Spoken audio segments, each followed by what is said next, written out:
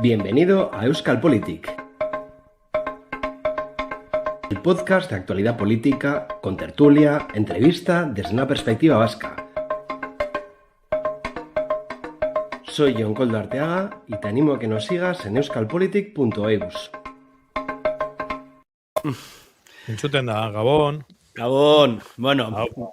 Gabon guztioi, astelena da, eta hemen beraz, hemen gatoz Euskal Politiken atal berri batekin. Unai hemen dago, noski, baina gaur lagun berri bat ere batu zaigu, Jon Intxaurraga. Jon Bilbotarra da, euskaltzalea eta ekintzailea esan dezakegu, ezta? Bai. Kultur proiektutan partuari hartu egin du eta hainbat edabideetin eta ere kolaboratu izan du. Eta noski, atletizalea. Bueno, beraiekin euskal kulturaren eta euskararen osasunaz arituko gara. Izan ere, pilpilen dagoen gaia da, aurreko astean euskararen eguna ospatu genuen. Peio Reparraz, zetak taldeko abeslaria, La Revuelta saioan ikusi genuen, eta gaur Durango kasoka amaitu egin da. Bueno, Gabon. Gabon, zer moduz. Opa, Jon, ongi etorria. Eskerrik asko. Bueno, ongi etorri ni entzula naiz, eta ikusten. Gabon eta opa osasuna baita, esaten duzu, ja berez, Bilbotarra izane, ja atletizale izan beharko, baina, bueno, denetariko dauz, ez? Opa osasuna baita, Real Saleak baita, amendik dabil, zabik, bueno, denetariko dauz. Bueno, ongi etorria, Jon, eta bueno, hemen terapia moduan hartzen dugu programa hau. Programa esatia ez dakit handiegia dala titula, baina, bueno. Lagun arteko solasaldia edo. Hori, solasaldia, hobeto esateko. Eta, bueno, ikaragarria izan da. Hasiera batetik jan apurbet flipata geratu naiz reparatzen horre agerraldia, La Revuelta edo nola du izena, hori, Broncanoren programa edo. Nolakoa izan dan reperkusioa ikusita, ez? Bueno, posik hartu dut, eta gustatu zaidan gauza izan da, batez berari galdetxian edo, nundi zetorrela hainbeste edo arrakasta hori, ez? Nundik zetorren edo, galdezka zebilela jendea edo, eta gustatu zitzaidan pilo entzutia berak esan nola esan zuen, bueno, no lo tengo muy claro, baina al final acabas rascando eta geratzen zen den gauza bakarra dela euskara. Eta hori, bueno, Jonek esango du bere ikuspuntua, baina bai ikusten dut askotan, adibidez, hemen astero, astartzen dugu politika eta politika hitz egiten dugu, baina bai ikusten dut askotan gertaten dana da, ja, jendeak gero eta gehiago dagola aspertuta politikaz, eta askotan, iskutatzen esaten dut kakotxen artean, ez? Baina aterpe bat aurkitzen dutela euskal kulturan. Eta Peio Reparazek esan zuena, uste dut hildo horretatik zijoala bere hitzekin, ez? Así que azpimarratzeko gauza, baina Kontu batu nahi. Apurbet politika edo alderdiak. Ikustean zenbatekoa izan zen beraren arrakasta, ez? Elkarrizketa horren arrakasta. Harrituta geratu nintzen benetan, eta hori zoriontzeko gauza da, ez? Itxegin dezakezu, Jon, hemen zuia zuzenean sartu, bestela nik hartzen dut mikrofona. Ez dut elkarrizketa ikusi. Ez dizut utziko, Oso ondo zerrakazta duen, ez dut ikusi, orduan. Bueno, azkenean egon da, edabide guztietan, eta klipak, eta gazte gehienak, bueno, gazte eta zain gazte, horretaz mintzatu dira. Hombre, musikarekin gauzat gertatzen da, nik uste dut, euskarari dagokionez, normalizaturik dagoen eremu bakarrenetako bat da, orduan. Pentaren zailan normala da musika euskera zentzutea. Eta Peio Reparrazen kasuan, oso arrakastatsua da. Eta nik uste dut, Gorka Orbizitoko Fermin Muguruzak egin zuten moduan, lortu duela, hizkuntzak berez, lehen ezartzen zituen mugak, gainditu egin ditu. Eta hori zorionekoa da, baina era berean ondo dago, Baina era berean, nik ez dakit, jenteak agian sor dezake gehiago euskeraz, baina erabiltzen da gehiago euskera. Ez dakit. Nik uste dut dena den posteko gauza bat dela, eta jente asko ikasi du euskera musika gustatzen zaiola, orduan. Ederto. Egon zen beste garai bat bebai, eta uste dut azpimarratzeko gauza dela bebai, noiz euskaraz egiten zen musika edo, era nahiko estuan zegoen lotuta politikarekin. Eta uste dut garai batetikona edo lotura hori apurtxu bet desagartu indala dinot. Eta euskaran finkatzen da bakarrik, politika erdetik sartu barik edo.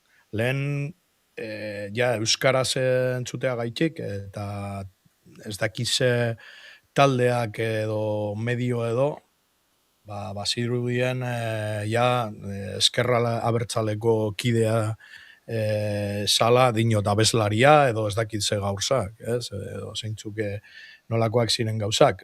Nik uste dute, edo nire ikuspuntua da, gaur entzutean musika elektronika euskera zeiten, ni apurbet harrituta geraten naiz, Ya sé que me vais a decir que soy del Pleistoceno, badakit, naizela, ez dinondik ezetz, baina horrelako... Chill Mafia entzuten baduzu... Zer? Chill Mafia tarlako taldeak. Nik ez dut ikus. Harrituta geratu nintzan ikustean ETS-eko kontzertua beken. ETB-en bitartez ikusi neban.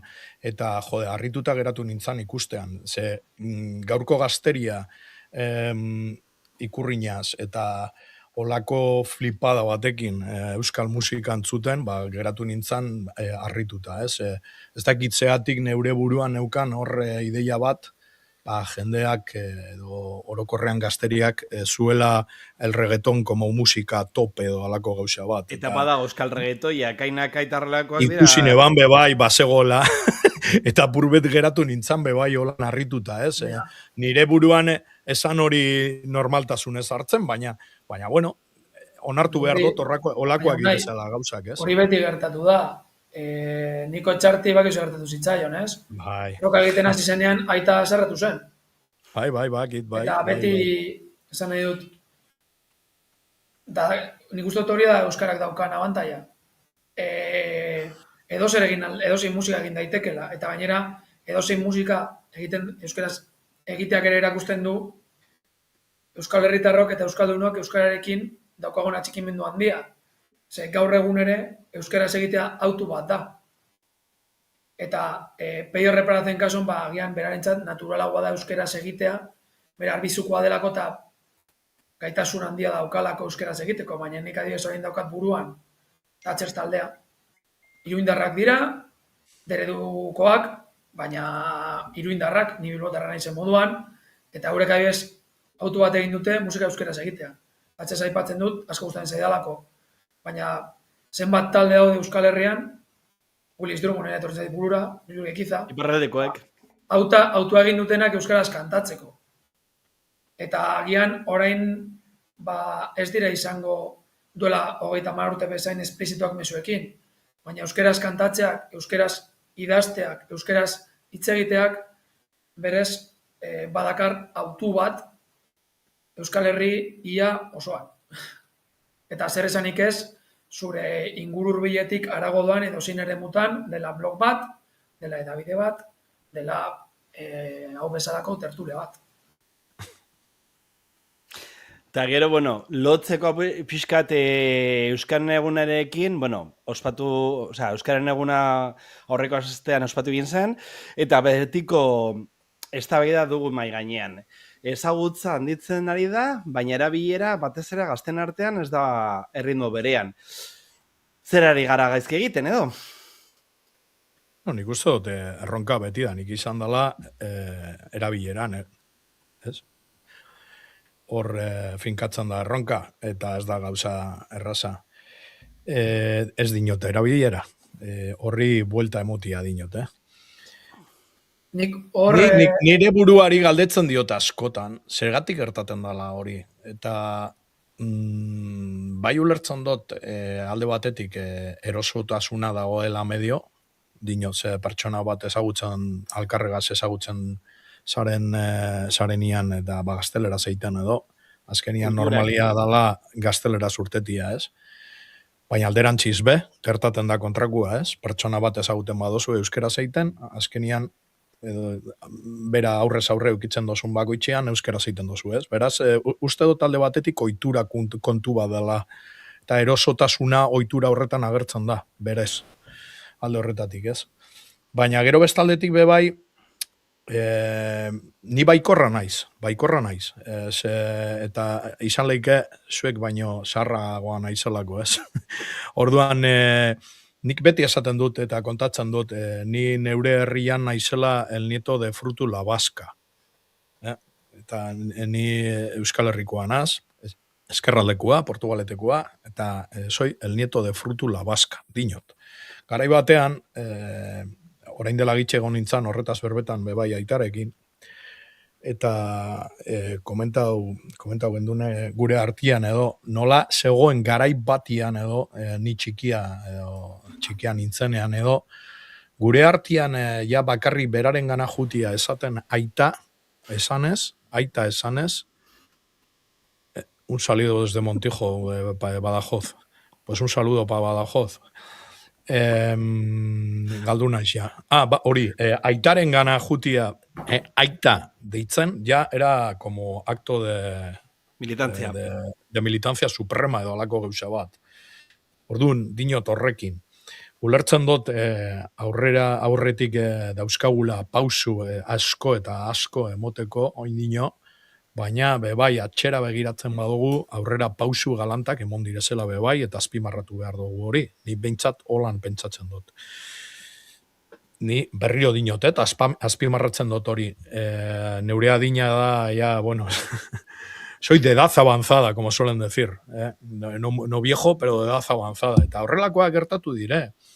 Osea, gaur egun kalera juten bagara, askotan ikusten dugu aita ama semearekin hitz egiten euskeraz, behintzat esateko etorri ona.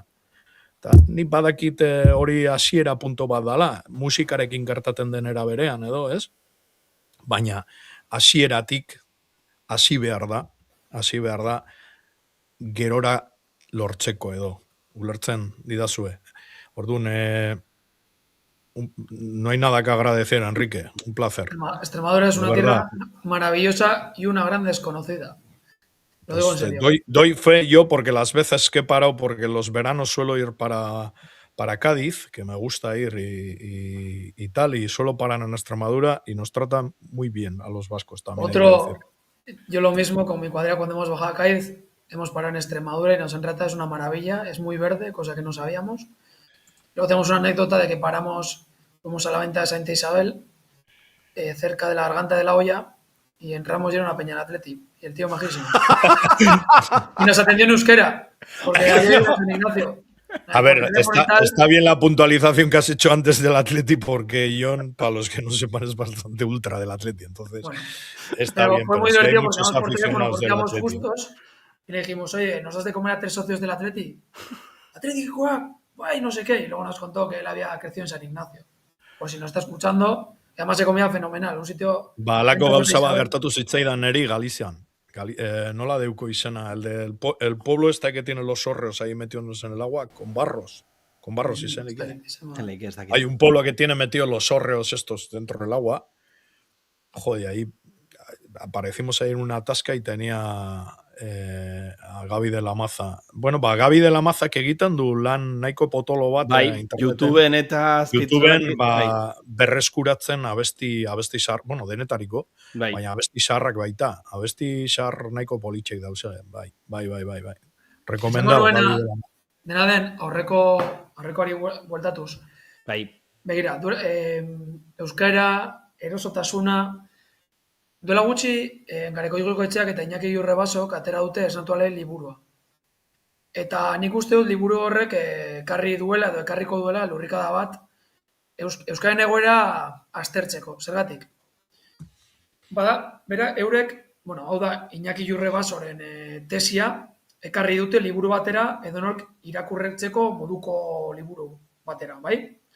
Ez duzu zertan izan filologo bat, ulertzeko libura. Eta nik irakurri eta oso ondo dago, ze oso didaktikoa da. Eta horrek esaten dute, analisia okerra dela. Arazoa ez dela erabilera, arazoa dela gaitasuna. Bai? Eta berak, haiek hiru neurtzaile erabiltzen dituzte. Atxikimendua euskarena, badakigu oso handia dela, zergatik, batetik. Euskara dakigunok, behar baino gehiagotan erabiltzen dugulako. Bi, euskara ez dakiten askok, dakiten apur erabiltzen dute, edo seme-alabak bidaltzen dituzte, euskaraz ikastera, euskaraz izan daitezela, euskaldunak izan daitezela, bai? Gero dator, erabilera, hori da, claro, eta gero berak esaten du, Euskal Herrian, euskaldunen kopura da 15%. Eta erabilera 13. bueltan dago. Claro, kontuan hartu, 15% horren zati handi bat, erdalgunetan bizi gara, orduan, euskaraz egiteko aukerak asoz murritzagoak direla. Hori, haiek esaltzen dute taulekin, vale? Kalkulekin. Eta gainera, kontuan hartzen badugu, bai, hori erabilera, orduan ja, erabilera euskaldun kopurutik oso hurbil dago. Bai? Gainera, kontuan hartu behar dugu zenbat aukera daukagun egunerokoan euskaraz egiteko. Eta txikimendua ere ikusten da, gurasoek ere transmititzen dutelako hizkuntza. Hori oso importantea, hori ez da gertatzen hizkuntza askotan. Eta gero, erabilera, eta gero azkena da gaitasuna. Ze gertatzen da? Euskaldunen artean oso kopuru txikia gai da euskaraz egiteko erderaz baino hobeto. Esango nuke hemen gauduen 3 hobeto egiten dugula erdera. Askoz naturalagoa delako guretzat. Eta estuinguaragatik, familiagatik, gauz askorengatik. Orduan, zer diote? Agian indartu behar duguna da dela gaitasuna zea txikimendua badago. Erabilera egon badago. Lortzen badugu agian euskaldunok euskaraz hobeto egitea eta euskaraz egiteko aukera gehiago izatea, erabilera igo egingo da. Bai? Bera nik gutxi horra ulertu dudana. Bai? Nahi. Orduan, erabilera ondo, baina ze baldintzatan, ze klaro, ni euskara ikasle naiz. Nik ikusten dut ikasleek ze maila daukaten. Eta ez bakarrik ikasleek, guk irakasle bai. Eta guk kriston lehen egiten dugu guztiok euskaraz egiteko. Baina nik erreta egiten duen askotan gaztelen ateratzen zait. Nitzat askoz naturalagoa delako. Bai? Orduan, zer indartu behar dugu? Guneak sortzia, ez? Guneak sortzia. Entzun teoria. Guneak. Tesia. Osa, esan nahi dut, azkemetea da bizikleta zibiltzea bezala. Lehen jente batek euskara gazten zuen esolako erabiltzen. Bai? Nire gurasoen benaldean gertatzen zen hori. Gurasoak super euskaldunak, etxean euskaraz, baina umeek galdu egin zuten. Kalean ezin zutelako erabili, eskolen ezin zutelako erabili. Vale? Baina gaitasun ere berreskuratu alda, eta entrenatu alda. Orduan, zer da egin behar duguna? Agen aldatu behar dugu. Ikuspunta eta pentsatu, bale. Datozen belaunaldiak, euskaldunak izango dira, gehiagoen ez eta datozen urteetan atzera egingo dugun. Gainera berean, euskaraz egiteko guneak, batez ere gune fisikoak murrizten ari dira. Zergatik, arnaz guneak desagertzen ari direlako. Hemendik 10 urtera, arnaz gune, ez dakiz zelan zinden izen teknikoa, baina esan dezagun, ondarrun edo lekeition ez da euskara bakarrik entzungo. Bai? Hori bakarrik gertatuko da oso herri txikietan. Vale? Claro, zein da arriskua? Naturaltasunez, euskara, bizirik dagoen ere murrizten baditugu, horrek ondorioak ekarriko ditu gaitasunean, eta horren ondorioz erabileran bai, zergatik, askoz erosoago egingo dugulako erdaraz. Eta berdin zen erdara, gaztelania, frantsesa edo ingelesarekin tartekatuta. Eta nik uste dut, datorren erronkari aurre egiteko, txip hori aldatu behar dugu, zergatik, guk oraindik buruan daukagulako, euskaldun mota bat desagertzen ari dena, edo desagertu dena, guretit eta mamak, rutula bazka, nea margari ditzen zen, euskara natural ikasi zutenak. Gaur egun euskaldun gehienok, erdalgunetan bizi gara, eta eurek esaten duten moduan, joaten gara korrontaren kontra. Eurek erabiltzen dute eskaieraren metafora. Osa, gu ari gara gorantza, berantza doan eskaira batean. Egunero, momentu oro. Orduan, erabileran jartzea gakoa, fokoa, ondo, baina eurek, eta nik ere pentsatzen dena da, kontxo, igual indartu dugu ezagutza, duela 40 urte baino euskaldun gehiago dago, euskaldun pasio gehiago ere bai, baina eurek diote, kalkulak hartuta, ez dela igo, euskaraz erderaz baino beto egiten dutenen kopuru. Gutxi gora bera, bueltatzen bagara, aipatu nahi badugu, euskara aldiak erabiltzen zuen formula, hau bizi horiek berdinak dira. Igo da, belarripesten kopura, baina hau bizi talde multzo bat ez badaukagu eta hau bizi moduan bizitzeko esparruik ez badaukagu, hor bai, euskara desagertu bingo da. Orduan, agian fokoa jarri behar da, vale, indar ditzagun gaitasun ekoizleak ahoskoa eta idazmena. Bai? Eta era berean, eta hori Euskal Aldiak ondo planteatu zuen, gero, aterazen moduan, ari gunak sort ditzagun. Sort ditzagun, euskaraz eroso bitzeko tokiak. Eta gero, beste aldaketa bat ekarri dutena izan da. Gu beti pentsatu dugu, vale, herri txikiak eta ertain batzuk euskaldunak dira. Helburua da, hiriburuak eta herri handiak euskalduntza. Bilbo, Barakaldo, Iruña, eurek esaten dute, bai, baina, ez baditugu zaintzen euskara naturaltasunez bizi diren esparruak, alduko dugu, ez dakiz zeberra erabiltzen duten, baina auspoa. Zeurentzat bai, da naturala euskara eta adibidez, gaitasun ekoizleak hobetzeko da, ahoskoa eta idazlana hobetzeko haiek behar ditugu, haiek dira juramenduak euskara esaten dakitenak. Bai? Ordan, hor badator aldaketa bat, eta guk, bai euskaldunok, bai instituzioak, prest egon behar dugu, aldaketa horretan laguntzeko. Eta hor amaitzeko, niri asko gustatzen zait irakurtzea Jon Sarasua. Zer nahiko heterodoxoa da. Eta orain Euskaltzaindiarekin ari da gogoeta bat egiten. Eta nire gustatzen zait, zeberak ere, esaten du, bale, eta Jurrebasok eta Gaikotxak bat egiten dute. 60 urteko lan handi bat egin dugu, ikusita non den gentozen eta non gauden, arrakastatsua izan da, prozesua, arrakastatsua izan da. Egia da, guk uste genuela urrunago helduko ginela, baina orain geldialdi batean gaude, eta ez badiogo aurre egiten arazoari, atxerakan sartuko gara berriro. Baina, aukera bat da, ze lanean hasten bagara, atxerakad hori ez da gertatu. Zuek pentsatu, Jon, galdera bat, zeren egite, hausnarketa ondo dago, baina kontu bat aztertzeko ikusten dut gai bat dagoela, eta da nola ikusten duten etorkinen hizkuntzaldetik integrazioak hilen bat. Ze hori oso garrantzitsua dago gaur egun, ze gaur egun etortzen diren etorkinak agian arabieraz hitz egiten dute edo beste hizkuntzetan eta kontu hori aztertu behar da, eta suposatzen dut aztertu egin dutela. Buelta emango diot zure galderari. Zelanketa egiten du etorkinekin euskara hurbiltzeko? Ni nagoen elkartean proiektu bat daukagu, baina elkarte txikia da, eta dituen baliabideak dauzka. Zu pentsatu, zu basatoz, beren da zein herritatik. Ona datorrena, denok dakigu zegoartan datorren, segura arbasok ere joan ziren, edo etorri ziren. Euskaraz da euren lehentasun eta gainera ez dute behar. Orduan, ez ditzateke justu izango, euskaren biziraupena euren bizka... Ez, hori argi daukat. Bai, badakit, baina eske baude batzuk ez daukaten oso argi. Hor zer egin behar da. Kontuan hartuta, numerok zer dioten, gero eta ume gehiago izango direla, etorkin baten edo bien seme alaba, hor lanketa bat egin beharko da. Eta ez guk gure alkartean, berbaitxuzka alkartean, hori gure bazkide batek batez ere, galderun zarok egin zuen, eta berak zen egiten zuen lotura. Eurek ere asko, gerotako askok ere badakartzate hizkuntza minorizatuak. Hor dago lotura bat.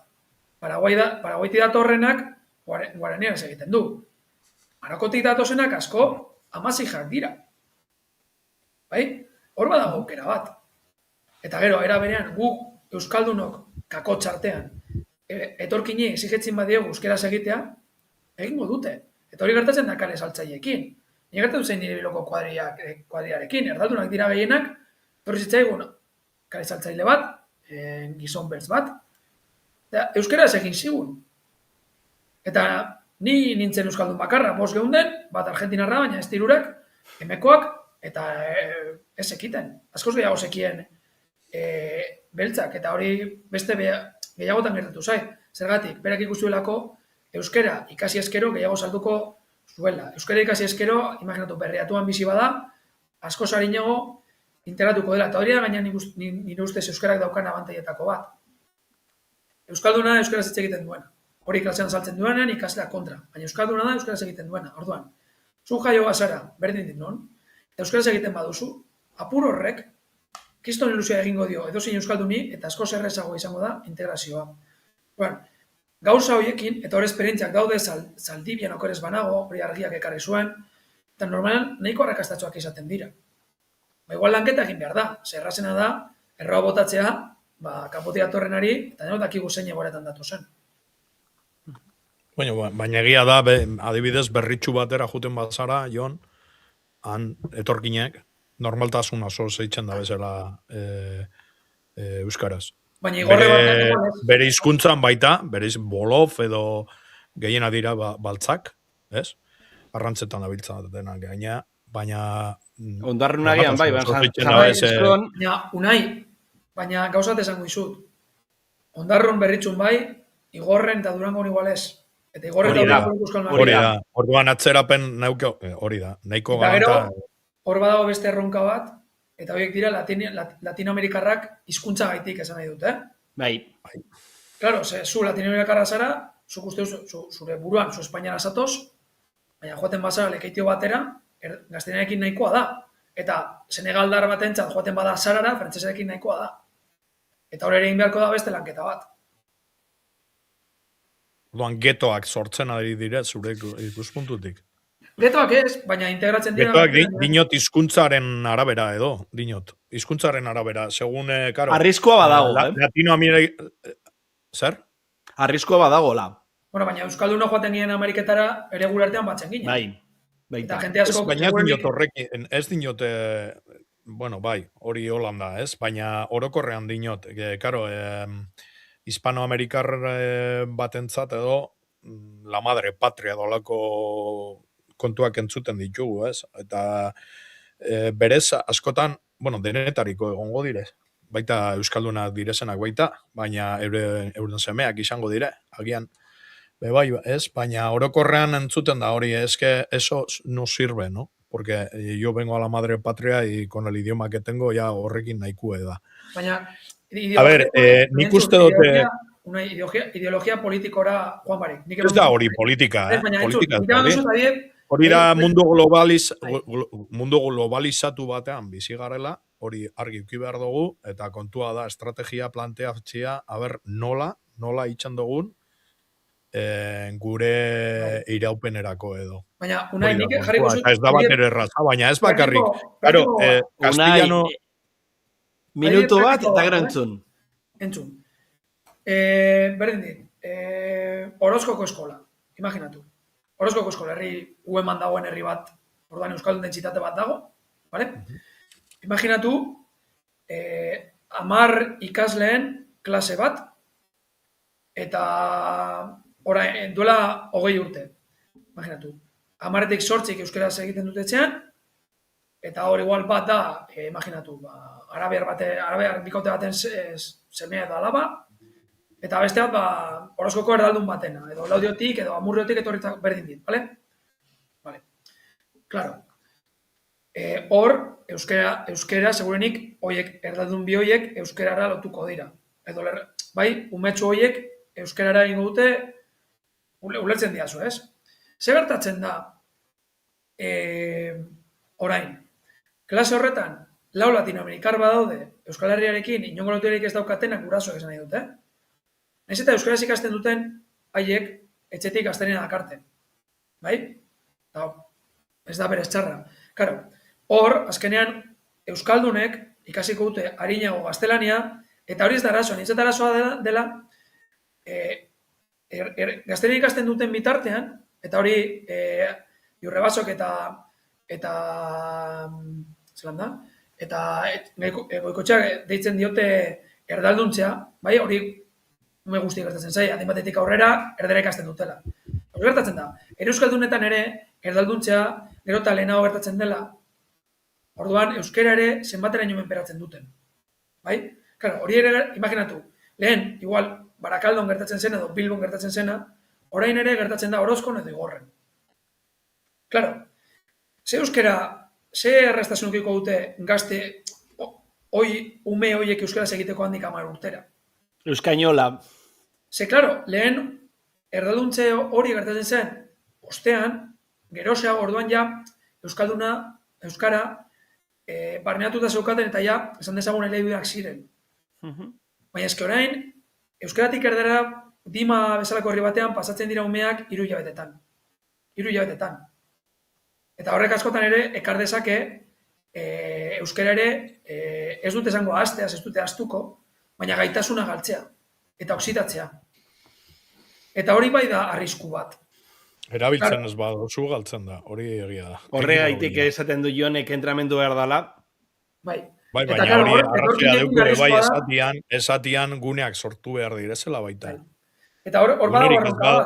Gunerik ez badago. Jonek asaltzen duena, hor oso argi dago, ez da bakarrik, ze gertatzen da, geletan aritu ari direla gazte gehienak agian euskaraz, baina gero... Euren ardianaz.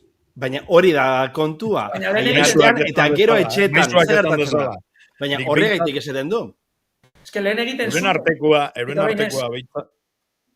Ez que hori da arriskua. Eta arriskua, eta honekin inork ez dara ulertu etorkien kontrako diskurtsoa dagoen. Baina argi usteko. Baina hor, neurriak beharko dira, hori ebitatzeko, eta adibidez, neurri bat izan daiteke, eta igual esango dana txorrada bat, baina bermatzea, herriko jenteak ez duela herritik kanpo bizi behar. Eta adibidez buruan daukat, bastan bezalako herri bat, leku bat. Jentea igual, horrez dagoenez lanik, mugitu behar dira, esan dut, hor, jurraso eta esaten dute, igual hor, bermatu behar da, azteko, han bizi direnak, han geratzea bizitzen. Eta gero igual, egin beharko da, hor, apur bat, datorren erdaldun jasa hori, igual, bilatu beharka da modu bat, ume hoiek ere, batetik, ume hoien hizkuntza ohiturak, esan dezagun, ez erdalduntzeko bestenak, eta era berean, ume horiek ere euskerara ekartzen. Azkenean dira hizkuntz politikak. Haientzat ere ikastea ondo dago, ze bestela gero noto beak izango dituzte, eta arrakasta gehiago ikasketa prozesuan aurrera egiteko. Orduan, zure proposamena da, Jon, euskaldunak zaintzea. Ez? Bai. Dinot. Bai. Naizta ez da ari bakarri, baina labur biltzen. A ber, interesgarria. Bai, bada. A ber, interesgarria da, esaten duenak. Eta gainera, zaintza, datozen baina orain arte politika bideratuta, orain arte politika beti gonda bideratuta euskaldun berri sortzeko edo, ez? Hori izan da orain arte helburua behintzat, ez? Jendea euskalduntzea. Eta Jonek esaten duena da, bere euskaldunak direzenak. Zaintzea. Biak egin behar dira, eh? Bai. Azkenean ez da hildo bakarra, azkenean egin behar duguna da... Bai, baina ikuspuntu hori... Analisia beharrezkoa da... Ez da kontuan euki, ez? Ez horregatik, baina... Bueno, esan dezakezu kontuan hartzen dela, euskaldun baten... edo euskaldunen eskubideak bermatzean, ez? Hori da, era batean bebai zuk esaten dozuna, ez? Adibidez, ni euskaldun moduan, juten naiz administrazioaren gana, ez daki zer egitera, nire eskubidea bermatua izatia, ez? Hori izan, baina bai, nik, ez dizute zetze esango, proposamen horri, ez? Baina bai azpimarratu behar dugu orain arte egindako lana, Jon, berriro dinotzuet. Bai, a ber, ez da berriro dinotzuet, zuek ez dakizue, nik askotan eukitzen dut eztabaida hori herri euskaldunetan, ez? Eurentzako oso arrasa dalako euskaraz egitea. Baina zuek, edo eurek ez dakite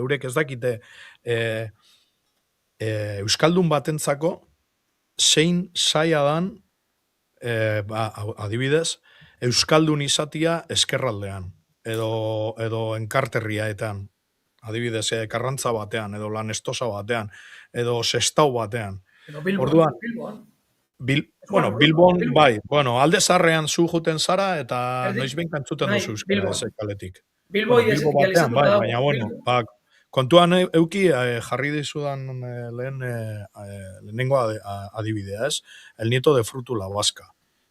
Hori horrelakoak entzun ditugu Euskal Herrian, Euskadin entzun ditugu horrelakoak. Bai, baina entzun gauza bat. Ni horrekin bat nator, ze ni Biloko euskaldun bat naiz. Baina Jurrebasok eta Garaikoetxeak badakarte datu bat eztabaida ezina dena. Euskeraz egiten den 60%, okerez banago, erdia baino gehiago egiten da arnazgunetan. Arnazgune horiek galtzen baditugu, hori argi dago. Euskaraz egiten den elkarrizketen 1% handi bat. Eta ez hori bakarrik, Euskari auspoa ematen diotenak. Bai, eta nik uste dut, ezukit inosuna, aipatu behar dela, eta are gehiago nik esaten dut, Euskaldun berriak sortu ditugu, baina orain Euskaldun berri horiek edo indartu behar ditugu, eta hori baliabideak eman. Hoitxe irakurri dut, hemen, 16 eta 24 urtekoen, 16 eta 24 urtekoen 174,5% euskalduna birezela. Bueno, euskaldunak hori da termino oso orokor bat, ez? Baina nire 16 urtekaz, neureak, zenbaki hori, vamos, impensable. Baina impensable. Baina gari desberdinak dira, horregaitik, egin behar duguna da, hausnarketa, aitortzea. Bai, aitortzea egindako lana, eta ondo dago, baina etorkezena begira egin behar duguna dira, ikustea zelan dagoen egoera. Kontua da, zeo zer egiteko momentua, oraintza dala momentua, ze bestela jai dugu. Niretzat bi errail daude, batetik jarraitu behar dugu eskolaren bidez, euskaldunak sortzen edo. Sortzen eta baliabide zornitzen. Bai. Esan nahi dut, Ondarruko euskalduna eskola barik ez da euskaldun alfabetizatu bat. Ez daki ez idazten ez irakurtzen euskeraz. Lehen gertatzen zen moduan. Baina berean, euskera elikatzen duten horiek ere zaindu behar ditu. Eta horiek dira, arnazguneetan bizi direnak. Eta hori da, nire ustez, Jurrebasoren tesiak ekarri duen beste paradigma aldaketa bat. Ze beti, fitxa guztia jarri ditugu, euskaldunak, erdaldunak euskalduntzen normala zen moduan, bestela gu hemen erdera segibiliko ginateke, hemen irurok.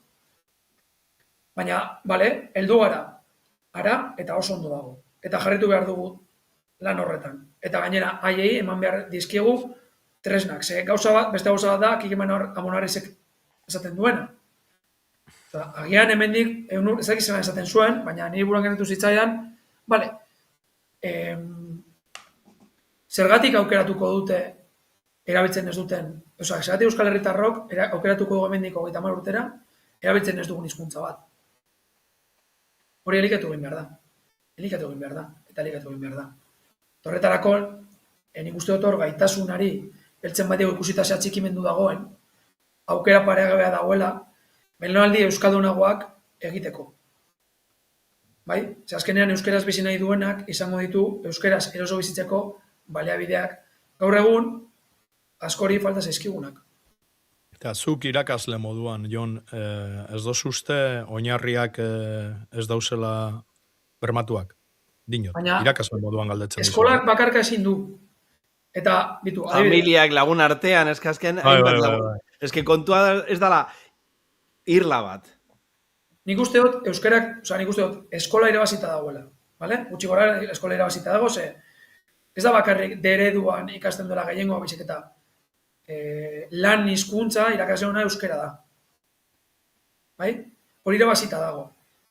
Baina hor, nik uste dut hor, egin behar dela alegin bat, eta nik uste dut, ari garela, Baina gaitasun, zen esan duen lehen, gaitasun ekoizleak indartzeko. Hau da, nik ikusten duana klase ematen duenean. Ikasleek ederto entzuten dute euskera. Eta ederto ulertzen dute. Baina ze aukera daukate erabiltzeko. Bai eskolan, bai kanpoan. Klasearen egoera beragaitik, Zan nahi dute... Claro, zuk imaginatu. Klasean aiten dabe, euskera, zion. Bueno... Usurrik ez esan, Baina entzun... Usurrik ez esan. Ez dut gezurrik esango, baina azerretzen direnean, ze balea bide daukate euskaraz esplazteziko gauzak. Ez, gaztelera, zitzen dabe. Nire etortzen zaizkidanean... Neure amomak be eitzen, neure amomak iten zun, bai, beti horitakoak botatzerakoan edo. Ez, baina nik ez dut esan botakoak. Bere zurteten jakola. Unai, entzun! Unai, Euskaldun, kendu behar dugu gure amamaren irudi hori, ze hoiek arnazgunetan daude. Baina Bilbon eta Portun ez daude. Gutxi batzuk daude, baina oso gutxi. Baina ikasle bat izoze galdetzen diozunean eta erantzuten dizunean euskeraz, ikusten baduzu, arazoak dituela euskeraz adierazteko pentsamenduak, hor kunteratzen zara, eskolak ere ezin duela dena egin. Hau da, nik nire aleginak eta bi egin nintzake euskeraz egin dezaten ikasleek, baina gero ez badago inguru bat, euskalduna dena, eskolak ezin du bakarrik egin. Eta ingurua da, adibidez, eta bitu ze gauza diren, Futbol talde bat. Portugaleten edo Bilbon umentzako eskaintza zenbatekoa da euskeraz. Gutxi. Claro. Ja, oso gutxi. Ez que igual hor eragin behar da. Ze, claro, zuk sortzen baduzu ekosistema bat euskalduna dena. Eta hor, umeak bere burua behar dute ikusten badu euskeraz egitera. Erabeliko du, eta erabilerak ere ekarriko du, bera ere eroso egotea, eta gustu handiagoz egitea. Hori da urrengo pausoa. Aizialdea. Bai? Baina, klaro, esken, dena jarri da euskaltegi, edo norberarengan, edo eskolaren bizkar, eta, bale, baina eskola, euskaltegia, eta norberaren borondatea heltzen den lekura. Eta zuk ere hori ikusiko duzu, zure semea laben lagun artean. Aita euskalduna, edo ama euskalduna daukanak, hobeto egingo du, inguru euskalduna daukanak, hobeto egingo du, zergatik? Orokorrean euren artean behiten da, gazteleraz. Eta hori betiko gauza izan da, Zoritxarrez, holan izan da. Baina, Unai, ados, baina kontua da, zela egin nezake horrelako gauzak aldatzeko, ze esatea, betiderik egiten dala. Jonek esan dauen moduan, bueno, txokoak sortzen, edo, ez dakit, neure semea, adibidez nagusiak, futbolean, nik uste dut, bai, futbolean egon zanian edo, entrenatzaiekin beti egiten zuten euskeraz, eta partidak jolasten ziren euskeraz, baina txikerrarekin ja gauza ez da berdina. Baina horregaitik hori da ja militantzia purbet, baina gaur egun dan asteagian militantzia kutsu bat. Hori da, hor agertzen da beste faktor bat. Baina hori izan daiteke belanalaren arabera, esan nahi dut. Hori da. Adina bai, adina laguntzen du zentzu horretan militantzia, adinari lotura. Eta hori da faktor, nire ikuspuntutik behintzat, da faktor nahiko izanguratzua. Osea, dinot, militantzia. Ez da, militantzia politika ez dago, baina, bueno, militantzia izaterakoan beti pentsatzen dugu militantzia politikoaz. Ari garela, eta izan lehike politikoa baita izatea. Baina da, hizkuntz politika. Eta zentzu horretan, nik bat nator militantzia terminoarekin. Alderdekeriak alde batera utzita, da, euskaran aldeko euskaltzal izateko militantzia. Bueno, bai. Holanda. Hori sartzen da adinarekin. Adinarekin sartzen da hori, ze askotan zuk ez duzu. Zer? Atxikimendua da gure indargunea. Aprobetxat ezagun. Ze gero ikaslei galdetzen diezu, eta eurek egin nahi dizute euskeraz. Holanda, zuek galdetzen, beti egongo da, matematika baina orokorrean ikasleek euskaren aldeko jarrera daukate. Baina falta zaizkia aukerak eta baliabideak. Eta horretan asmatu behar dugu, bai irakasleok, baina bai instituzioek, eta bai, esan dezagun, familiek, eta geroko txartean, herriek eta klubek. Zenbat klub daude prest euskeraz entrenatzeko? Portugalete futbol taldea prest dago, kontuan hartuta, entrenatzaile, baina Azpiliko ikastolan bai. bintzat eredu moduan jarri dut, Astileko ikastolan, bintzat nire seme nagusiarekin, beti eitzen zuten euskeraz. Hori, azpimarratu behar dut, eta esan behar dut argita garbi, baina txikerrarekin gauzak aldatu indirez.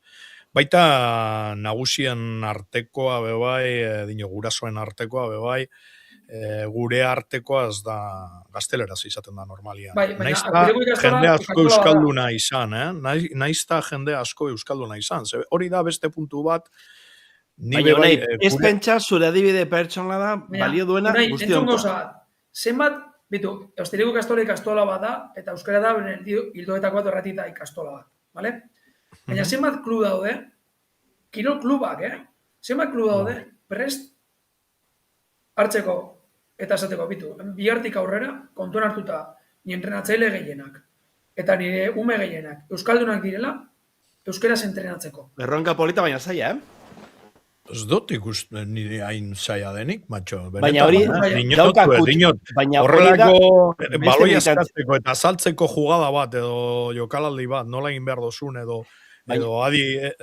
Unai, baina azkenean, kirol elkarteak edo futbol taldeak preste egon berdea horrelako aldaketak egiteko. Azkenean, izateko hizkuntza nagusia... Euskara liadanian beti urteten dire. Baina ez da bakarrik momentu konkretu bat da, azkenean ohiturak aldatzea, benetan aldatzea. Hori da kontua eta erronka horrelako erronkak behar dituzte. Kultura aldatzea da erronka ion. Hori da kontua. Eman dezagun buelta. Baina holan da, ezagutzen dozunian pertsona bat euskera ziten, beti iten dozu beragaz euskeraz. Baina gazteleraz ezagutzen badozu, ja zailagoa da berriro voltatzea euskara. Baina unai, entzun gauza bat. Herri askotan, kirola da umeak erralduntzen dituena. Baita egia da. Orduan, nik esaten dut, bale? Eta Eusko Jaurlaritzak tauparen bidez, dauka programa bat, entrenatzen daitzen dena. Badauko. Eta, klaro, nik ez dakit hori zelan egon da, baina ni seguru nago, eta lepoa egingo nuke, hor parte hartu duten taldeak, sentsibilizatuta daudela, kide bat euskaltzalea delako, edo, baina gero egongo dira beste asko, hainbat arrazoirengatik parte hartu nahi ez dutenak edo ezin dutenak. Zore kontu hartu behar da, gizarte mugimendu zelan dauden, azken batean klub batean arduradun ibilteak, denbora dakar eta jente askok ez dauka. Vale? Eta nahi dut, klub horietan ez badator aldaketarik, eskolak nahi duena egin dezake, baina beti hankamotz geratuko da. Eta hor, atxikimendu agaltzen bada, ez da baliabiderik egongo. Eta ardera baina ez da egongo. Eta ez dozue uste hor zerikusirik deukola bebai hor zergeik esan dakua, berak jarri du hor esaldi bat, zenbat aldiz entzun dugu, ahora ya no estoy en la ikastola, hablando en castellano. Horrelakoak entzuten da, baina horregaitik, Jonak plazatu egin duen proposamena ondo dago. Bai, hori harri dago. Nik euskaraldearekin ikusi egin dudan aldaketa izan daiteke kuadria batzuetan, lantokietan, baina neraben artean izan da kanpaina konkretu bat, momentu konkretu bat, baina niretzako... Berak egin duen ausbarketa, preste egoteko lagun artean, Euskaraldiko lehenengo kanpaina izan zan ikaragarria horretan. Bai, baina entzun, militantzia da jarraitzen duena, baina benetako aldaketa egiteko eta gilean bat, neraben artean, kuadriak osatzeko momentuan, izan daiteke hori, futbol taldetan, kirol taldetan gileen bat. Aixialdian. Eta gero beste gauza bat, Luis Riosek jarri du hor gauza bat, harrituta gutzen du. Ipar Euskal Herrian jarri du hor, nola... Aberia topatzen du da... Ipar Euskal Herrian egoera desberdina da. Zorionez elkarteak badaude. Jende zaharrekin, gero eta gehiago. Ipar Euskal Herriko euskaren egoera... Bai, oso... Naiko larria da, Luis, horregaitik harrituta geratu naiz ikusten. Ez, baina igual mobilizatu daude. Hemen ere elkarteak badaude. Hori bai, dausenak mobilizatuak egotia, bai. Baina, aurrekoari bueltatuz bi gauza labur. umeak zer ikusi ura ikasi egiten du. Oda, umeak ikusten baditu nagusiak erderaz egingo du. Eta bi, hemen akatz bat errepikatzen ari gara. Jartzen ari gara, pisua norberarengan. Eta hor, instituzioek eta klubek ere parte hartu behar dute. Jenteak zergatik, inork ez du behartzen, asmatzen ari naiz, Orozkoko futbol taldea erderaz funtzionatzera. Asmatzen ari naiz, ez dakit Orozkon ulertzen da. Hori da, erabaki bat, konsientea edo inkonsientea. Normalean inkonsientea da zergatik. Oiturak dira eta. Eskailera horiek eramaten gaituztenako. Baina, hor igual ere, klubei eta batez ere hor indarra dutenak gurasoak dira, eskatu behar diete, bitu, zergatik ez dituz entrenamendu euskeraz egiten. Eta hor bai, etor daiteke aldaketa bat. Ni seguru nago, talde batek eskainiko bali, kirol jarduera bat euskeraz, arrakastotza izango litzatekela. Eskerraldean, Bilbon, nahi duzen tokian. Baina holan, gu gara. Badauz, behintzat paperean, badauz. Paperean, baina...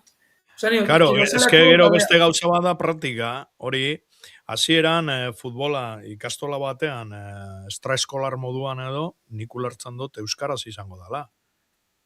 Hasiera batean. Baina, hasiera batean extraeskolar moduan agertzen bada, kurrikulenean, eta Jonek jakingo du horretaz ni baino gehiago. Berriz ere, hezkuntza, hortik kanpo.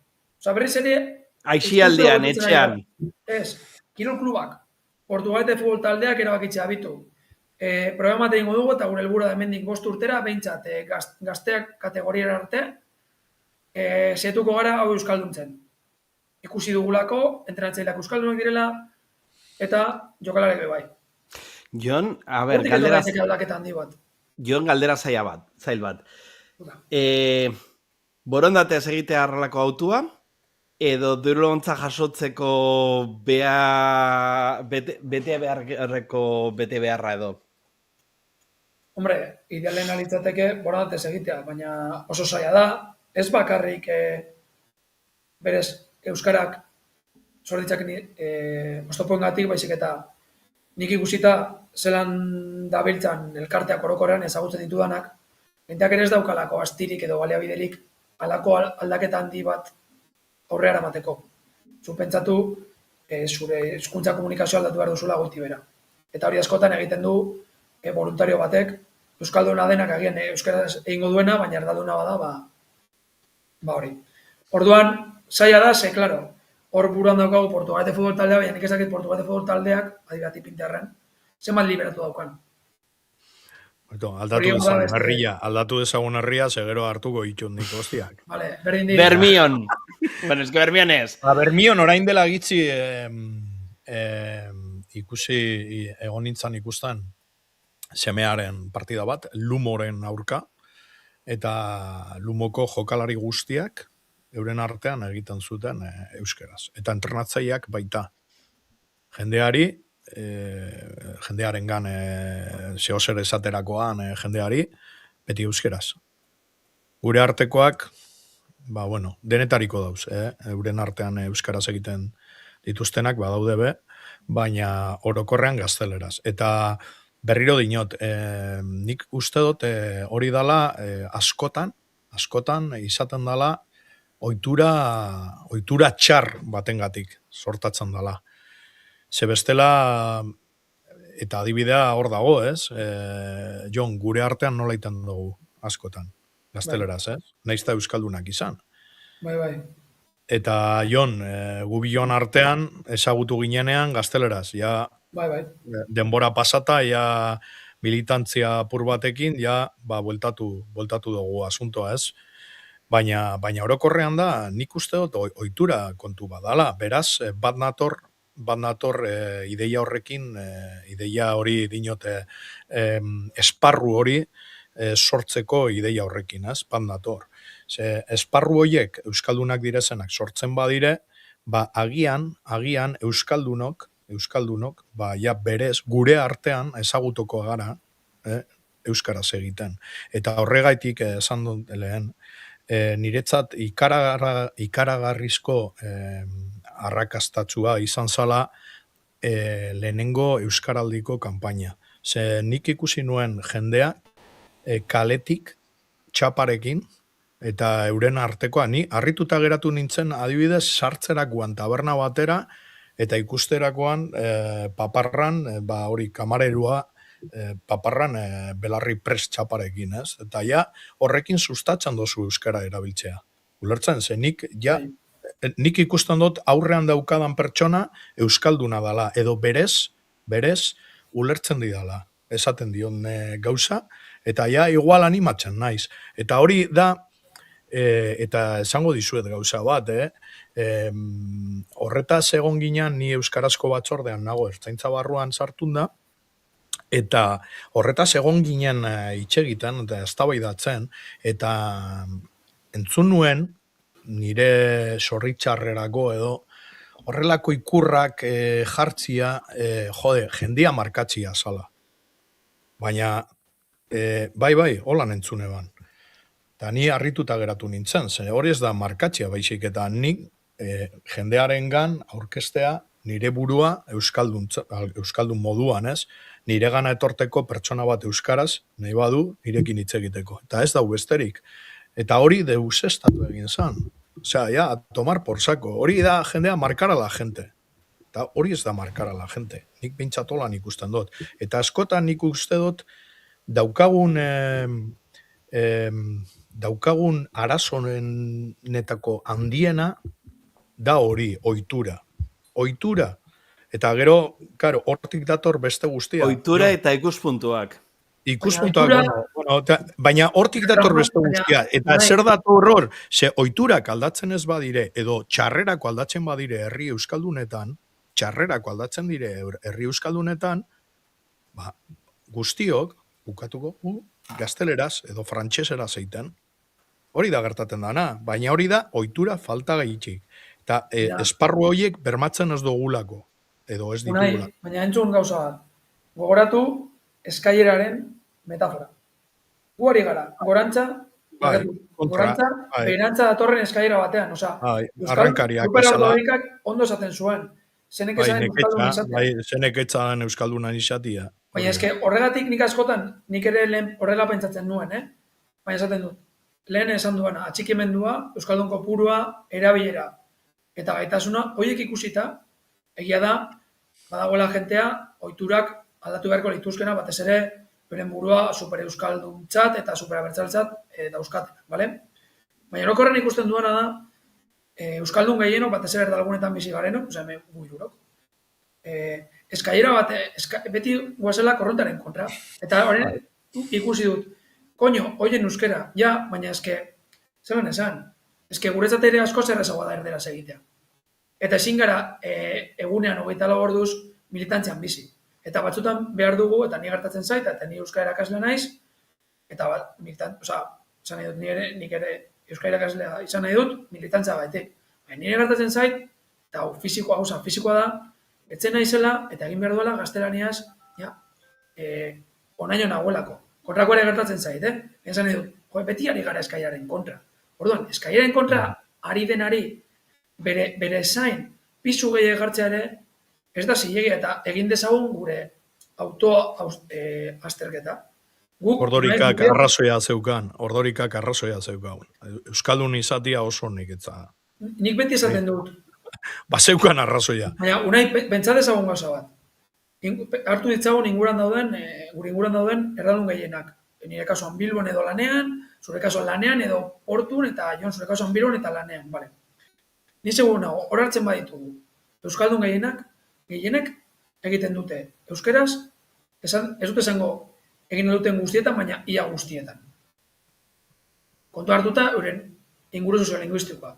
Azken batean zuek pentsatu, Bilbo handian, euskaldunon kopurua positiboak bagara, laurden bat da. Ez? Kopurua gutxiago, bosten bat. Bosten bat, klaro. Hori da, banan-banako elkarrizketetan. Claro, gente gehiago zenbat eta gente gehiago sartu, gero eta gutxiago euskera. Gero eta itxeo.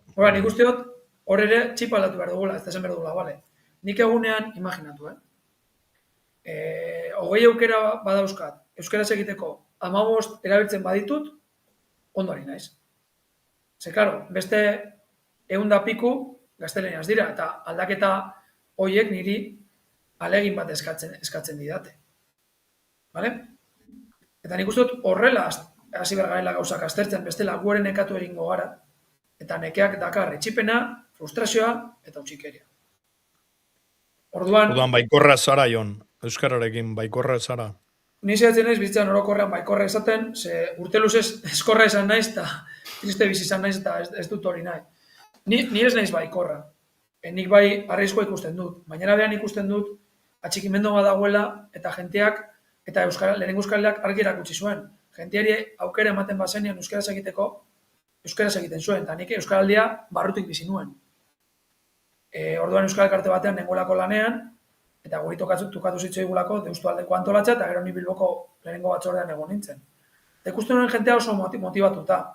Egia da, moda puntu bat ere eukizuela, baina ikusten nik buran neukan gauza bat, eta ikusten nuena. Jenteari aukera eman eskero, eta jenteak batez ere arazoak edo lotxa daukanak, ikusten badu leku eroso bat daukala euskaraz egiteko saiatuko da.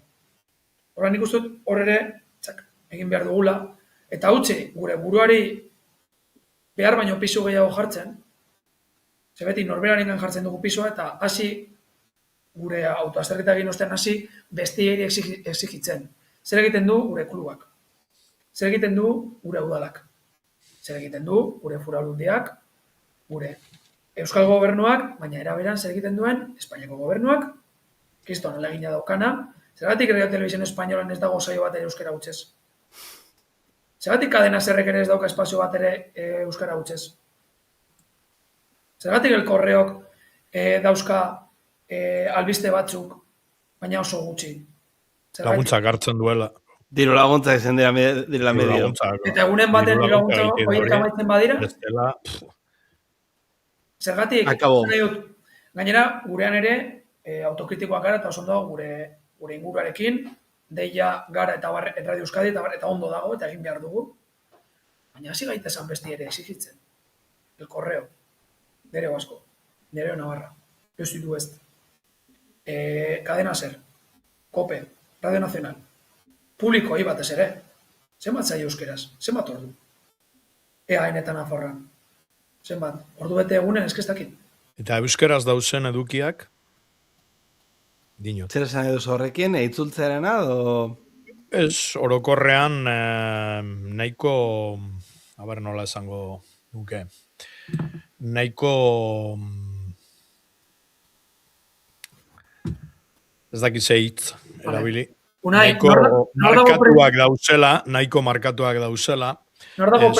Adibidez jartzen dozu ETB bat, eta dauzen edukiak niri uste nahiko kaskarrak dire. 11 telebista jartzen badot, oso politizatuta dagoela, iruditen jat. Eta askotan, hori adibidez beste galdera batera eramango itu ez, baina adibidez, zuk hartzen dozu ETB bat, eta zeuen ustez, dinot, eta botatzen dizuet galdera. Edukiak onak dire, ETB-koak, euskaraz direzenak? Aspaldien ez dute ETB bat ikusten, baina... Azegatik ez dozu ikusten. Agian edukiak onak ez direzelako. Niretzako ez. Betzen dizut, ja, zuzenean. Niretzako ez, baina aspaldien. Hori da kontua. Baina badago beste kontu bat, aztertzeko. Eta da... Nik zuzenean telebista ez dut ikusten, ja, hasiera batean, ja... Nik ere aspaldien ez da, bai gazteleraz, bai euskaraz, emoten dituzten... Baina lotzeko kontu bat, esan duzuna, da, euskararen erabilera edo, garbitasuna edo, horregaitik lotu nahi dut, lehen esan dudan taldea edo, Txilmafia eta horrelakoak. Basiera baten hazin ziren ezagunak, antzinako bertsoak berreskuratu zituztelako, eta gero euskainarekin batera nahastu zituztelako. Eta gaur egun gazteak hori da egiten dutena, da nahastea hizkuntzak. Izan daiteke euskara gaztelenerekin, edo izan daiteke euskara ingeleserekin, eta ez dakit onerako edo txarrarako izan daiteke, baina gaur egun gaiturak horrelakoak dira. Eta beste kontu bada, dauden edukia, eta bat nator, Jonek esaten duen hausnarketararekin, eta hau da, esegitzarena, ze badaude edabide batzuk militanteak direnak, badibidez ezakite berriak, argia eta arrelakoak, baina kontua da, lortzea azkenean hainbat edabidetan, zuk esan duzu modun, ez dakite, Deian edo eta Sudoesten edo Diario de Navarra edo horrelako edabidetan, baina ez dute esango argaipena dela, baina da txip aldatzearena. Eta gero nik gauza bat esango dut, nor dago prest euskara sortzeko? Nor dago prest lan egiteko tokiko aldizkari batean 1.500 euroren truke edo berrian, ez dakizan kobratzen duten berrian, baina ez dut uste asko edo kobratuko dutenik. Zenbat jenteago prest hori egiteko? Edo kolaboratzeko eolako proiektu batean, ze hildotakoak izaten dira? Ja. Igual hor ere badago beste gogoeta bat. Bai. Zergatik bakarri daude batzuk. Bai. Eta non daude besteak. Eta ondo dago, eta ni Euskal Gintzan dago, nire deia daukat. Ni baki zeri buruz... Askotan beratzatan. Itxaron. Baki zeri buruz hitz egiten ari naizen, ze oso ondo ezagutzen dut mundu hori, eta bai, hor esaten dugun egia da, edukiak lerratutek agon daitezke, baina zergaitik. Nik ezagutzen duena gaitik, hor jentea dago euskaren alde eta saiatzen dira, euren ideologia partidista esan dezagun alde batera usten. Baina azken batean, aldizkari batean, 5-tik 4 badira, hildo berekoak nahi eta nahi ez, lerratuko da. Nik ez daukatori, Ainarri, Ion, barkatu, baina Ainarri ez daukatori. Bai, interesen gaitik, eta beste gozatzen. Nik uste dute erabildutela askotan gure hizkuntza euren ideologia sustatzeko. Vale, baina entzun gauza bat.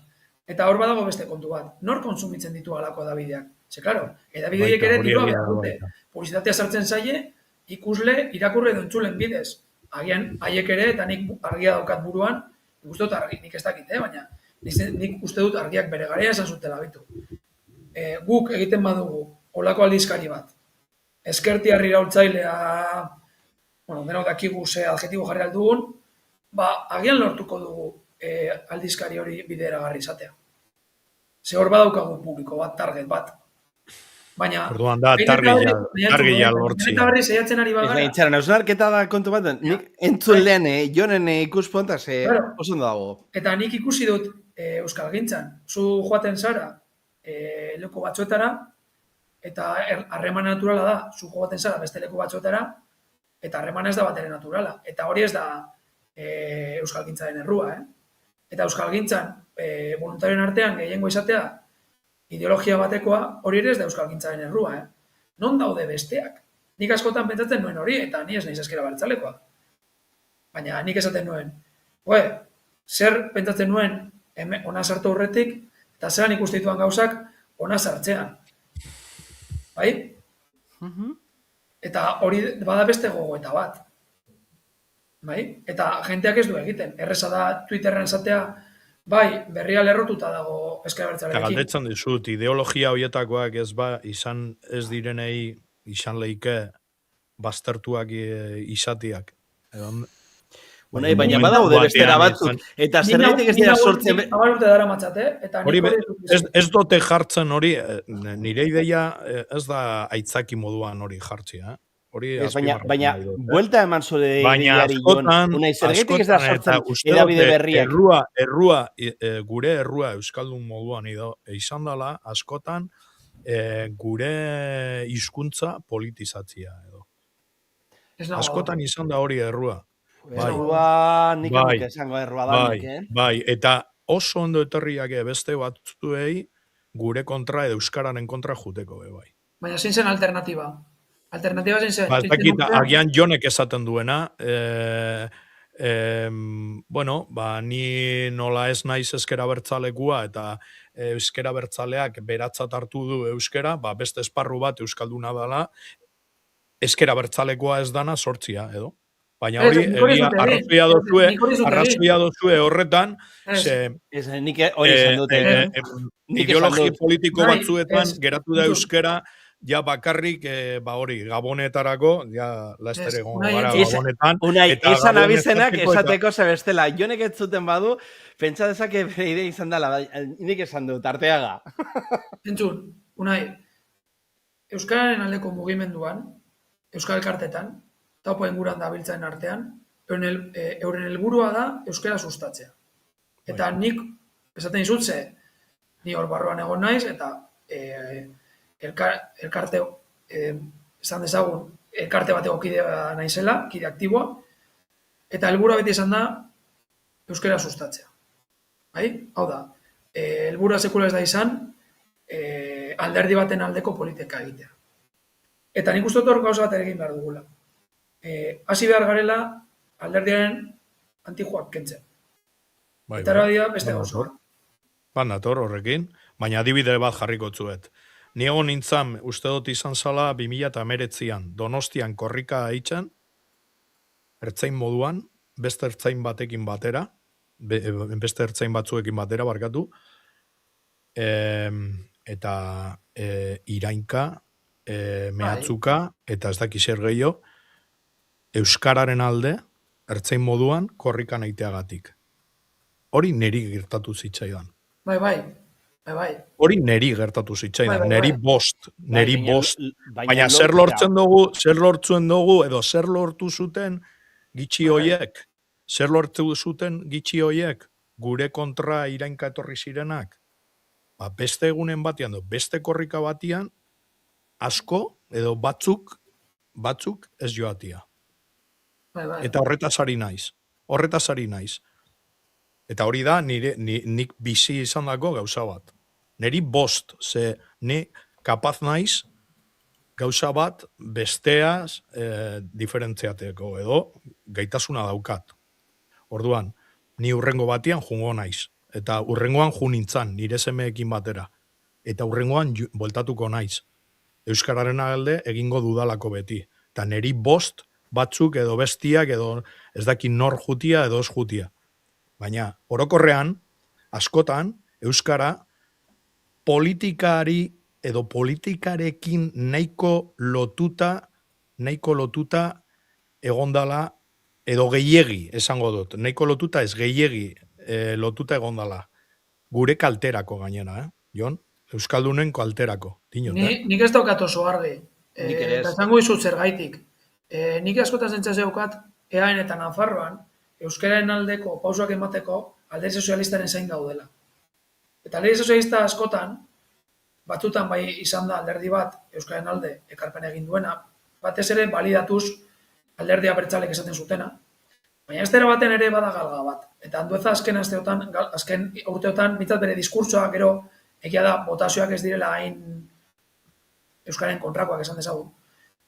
Baina, eske politizatu izan ez bagenu, igual egongo ginateke Valentziarra dagoen moduan, edo igual Bable dagoen moduan.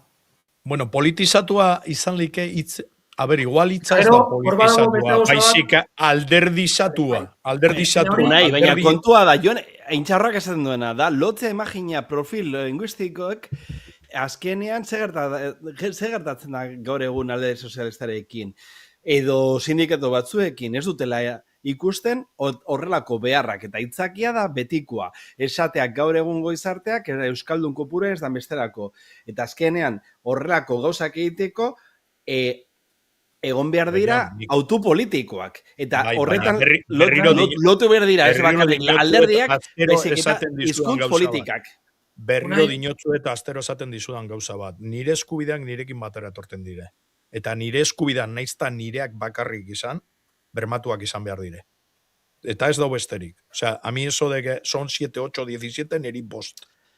Nire eskubidea dire. Baina bagatoz, entzun gauza bat, bagatoz garai batetik, non alderdiak oso importanteak ziren, eta hor batetik EAJak Euskararen arloari dagokionez, lehenetzi zuen instituzioen bidez lan egitea, AB eta bar, gora dezagun zelan sortu zen AB. AB sortu zen, ez dut esango aekari aurre egiteko, edo aekaren kontra, baina zan dut, horrein autokritika egin behar da. Eta zer egin zuen ezkerbertzaleen munduak, baliatu zituzten euren taldetxoak, baina gero sortu zen, hirugarren korronte bat, Euskal Elkartena, Arrasate sortu zena, eta opoen inguran dagoena, eta hori da, gaur egun, Eusko Jaurlaritzarekin, Nafarroko Gobernuarekin, eta iparraldeko elkargoarekin, eskalkargoarekin, hainbat euskal antolatu dituena. Bai? Zan nahi dut. Eta hori da, ni ustez, etorkizuna, eta euskerari ondo etorriko zaiona da, eukitea lobby potolo bat, non euskaltzaleak batuko garen, izan alderdi batekoak, bestekoak edo alderdi gabekoak, eta indarra egingo duena feminismoak egin duen moduan. Hori da etorkizuna. Eta horretarako, egia da, zu iraindu zituztenak, egia zan, euren irainak euskaren kontrakoak izan zirela, azken batean euskari kalte egiten diotelako, irainek, baina hor ere bat, atzetik beste gauza bat. Baina askotan, EAJ-ko jente askorentzat, euskal elkarteak dira, ezker abertzalearen sateliteak, eta ez da egia. Horre egin behar da, eta nik uste horrela egin dugula, eta Euskaraldia da horren paradigma, eta ez bakarrik Euskaraldia. Korrika ere. Astero esaten dut. Astero esaten dut hori, nik, Jon, askotan pentsatzen dugulako, gure gana etorten den pertsona bat euskera zeiten, ezker abertzalekua dela, berez, eta hori ez da horrela. Jonek esan dizuena, korrika dator, aika mundeutik, baina gaur egun, eta aika sustapenerako ekitaldi bada, baina gaur egun, da euskaran aldeko... Euskaraldia edo leku askotan, itxarmena, elkarlan handia dago, Lasarten alde sozialista dago, baina Euskaraldia sortu zen besteak beste Lasarteko esperientziari esker, eta Lasarten alde sozialista dago. Hor badago, nik uste dut aldatu behar dugula. Eta ni mugitu naiz Lasarteko udaletxetik eta euskara zeiten dabe. Eta sozialistak dira. Naiz tasa sozialistak izan. Baina esan nahi dut, horrek ez ere esan nahi dut. Azpimarratu behar dut, bai. Hori ere aldatu dela zorionez alderdikeria alde batera usten ari gara Euskal Herrian, ze horrek bai kalte egin du. Eta hor badago erdiko karriletik Euskalgintza autonomo bat, eta hori da ni ustez sustatu behar dena. Eta hori da nire ustez adibidez gauza Euskaraldia antolatu zuena eta gauza askoen atzean dagoena. Eta nik uste dut hor ere EAJaren munduan galdu behar dela beldur hori, mugimendu hori zelan da, autonomoa da. Eta EAJak edo EAJako jenteak laguntzeko modurik horrena da bat egitea elkarte horiekin. Baina kritikoak izan da, hau da, igual lehen alderdia dago agintean, baina honekin ez nago ados, eta esango diet. Bitu, nik boskatu zaitut, baina jakin ez euskaren alde, honetan utz egin duzuela. Eta hori da nire ustez Euskalgintzak horrela ikusten dut baita, horrela ikusten dut nik, Eta Euskalgintzak azken urteotan nik uste dut bide hori egin duela. Bestela Euskaraldia esen posible izango. Eta Euskal esaten dut, proiekturek ezagunena delako, baina herrietako herri mailara bagatzen bagara ikusiko dugu Euskal Elkartea eta tokiko administrazioen artean akorde asko daudela proiektuak aurrera ateratzeko eta bar eta bar. Orduan, eta nik uste hor dagoela etorkizuna. Eta bukatzeko esaten duzuna, egia da, jente askok entzuten badu, baten bat euskeraz egiten Bilbon edo erradugune batean, pentsatuko duela ezker abertzaleakoa dela, hor bauden gauza, eurak izan direlako segurenik, empeño goien jarri dutenak. Militanteenak, euskararen nagoan. Eta onartzen dut. Nik esaten dut, holan izan da. Falta direla euskal pijoak. Nik bete ez dut berdina, Jente bat, gure aitetitama bezalakoa joaten zirena, alkondara eta zapatekin eta euskeraz bizi zirenak normal. Eta hori falta da erdalgunetan. Eta hori helduko da, eta heltzen ari da. Bueno, denetariko dauz, nik ezagutzen ditut batzuk, Baina... Gurtu bai galdetzen du, eta ez dut ulertzen galdera, gurtu bai, ez. Berririk botatzen dut galdera, non dago EAJko jendea gogorregitik kanpo ez dut ulertzen zergatik galdetzen duen hori. Galdera ironikoa da, esan nahi dute ez daudela beste elkartetan, eta... Bale. Bai. Bueno, badaude, baina, bueno, agian ez dira ezagunak. Baina badaude. Arrazoia du. Eta, bueno, badaude Aizkibel kodelsa ez dakisei jo, gaztelerari espainol daitzen zaio edo lengua nazional, baina hori ez da politika. Bai, politika da. Bueno, amaitzeko, azken asnorketak edo, eta ez dakite gomendioren bat irakurtzeko, bueno, Joneke bota du azkenean tesiarena, hori badago salgai? Bai. Eta oso dago didaktikoa delako. Eta harin irakurtzen da. Ba, interesgarria. Bueno, amaitzeko, azken asnorketa. Adibidez, nik gaitasunik ez daukatik irakurtzeko. Kostaten jat pillo, irakurtzeko. Bueno, elkarrizketa pioa daude eta YouTubeen bai, entzun. Bueno, hori bai, baina irakurtzea euskaraz eta badakit egin behar dudala, gainera, hori zuk esan duzun menperatzeko beto hizkuntza eta ez dakiz gehiago, baina irakurtzea euskaraz kortaten jat pillo. Ez dakit, inoiz bez, noiz benka, igual zeo zer saiatzen naiz irakurtzen, baina kostatzen zait pillo. Baina, bueno, apuntamos en pendientes. Urrengo urtean ja azterketa bat egingo dute. Bueno, semearekin batera irakurtzen dute euskaraz, Jon. Akizazu, Gero galdetzeko azterketa egin baino aurretik abernola daraman preparata edo irakurtzen dut baita, baina kostaten ja pillo. Osea, bueno, niretzat izan da placer bat. Bai. Hemen Jon eukitzea, hori alde batetik, eta gero bestaldetik arraro egiten jat, amendik euskera zeitea, baina, bueno. Baten batek esan du, koñon euskera, eta beste bat, ez dakit, autokritika egin behar dugula, ze azkenean saio gehienak egin... Albacetekoa ez Extremadurako bategonda baita, eta, bueno, urrengo batean. Baina azkenean, baten batek esaten zuena, autokritika egin behar genuela, uste dut izan dela Luis Rioke, ze azkenean saio gehienak egiten ditugolako gaztelean. Bandera oso ona akerbeltzana, Zergatik gara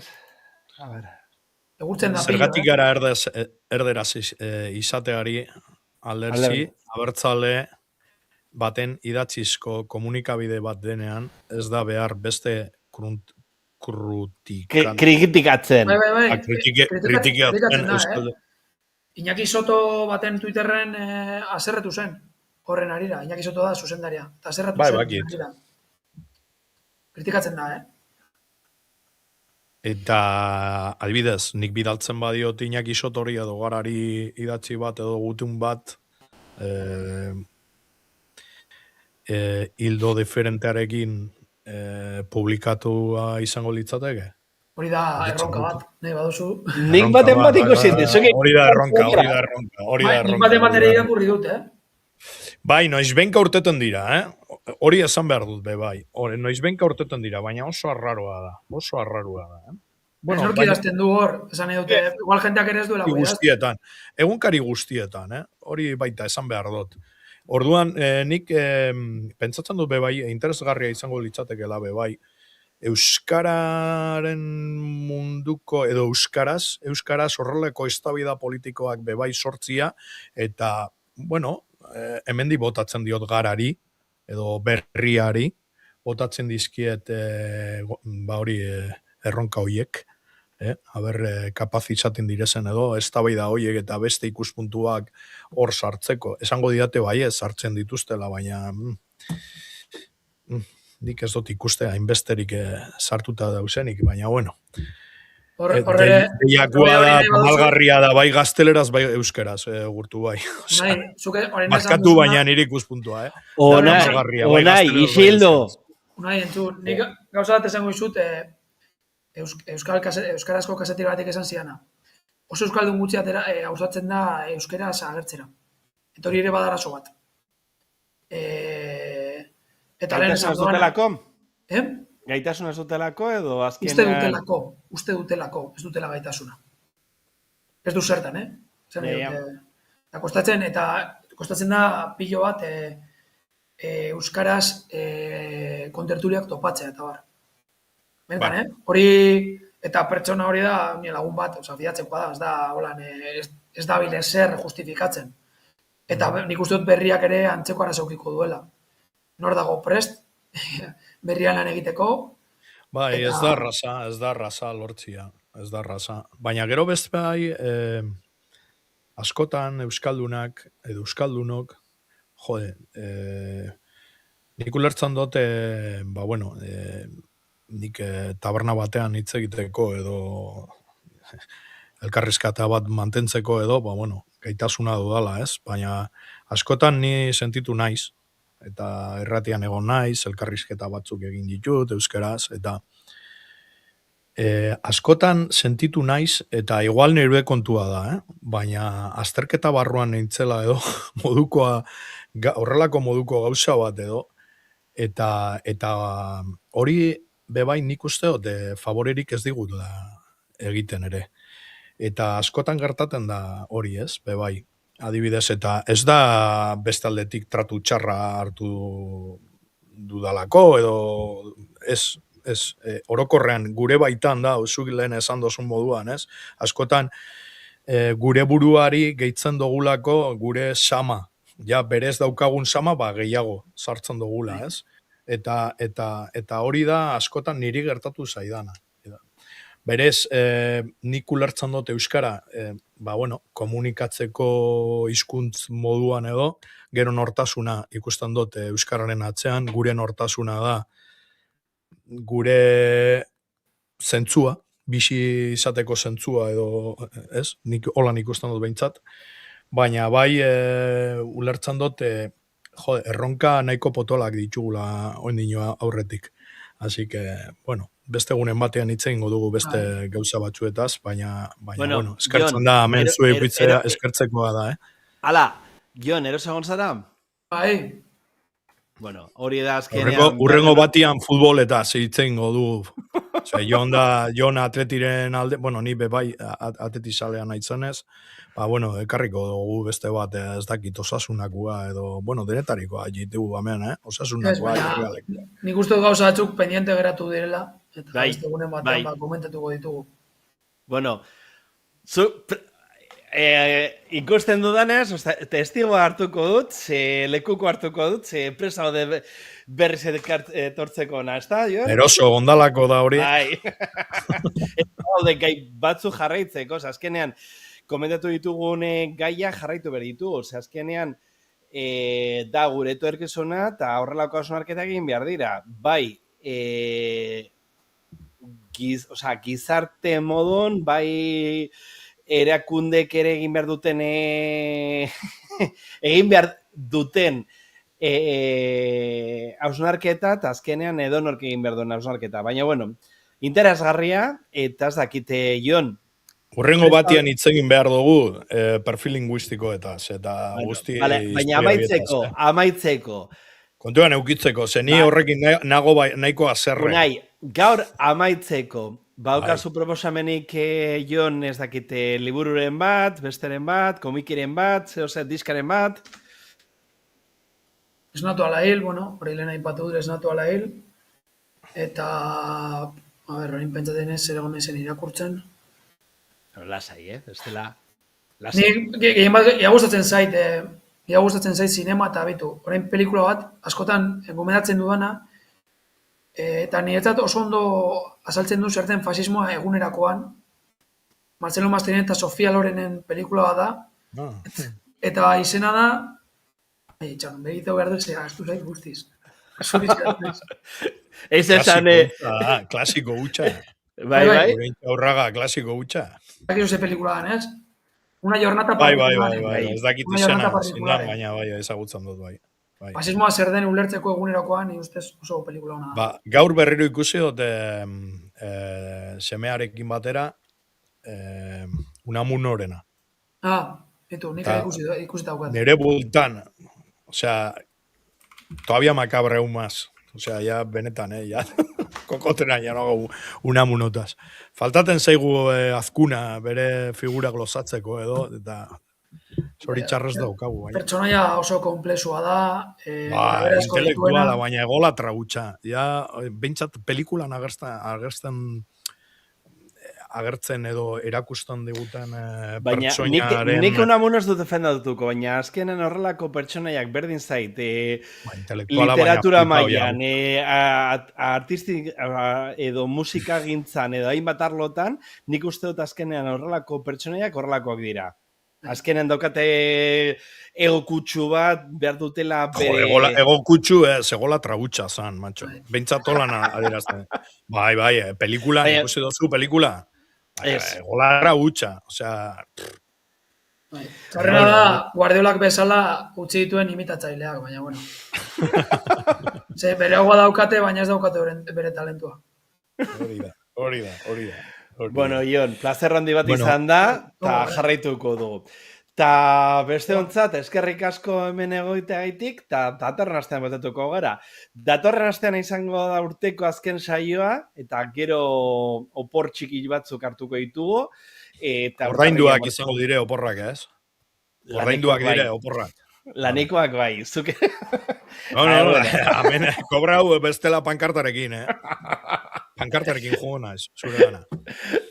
Bueno, datorren astean espero dute zuke elkar ikustea hemen berriro, eta plazerren bat izan da, Ion. Eskerrik asko, eta datorren aste arte. Agur!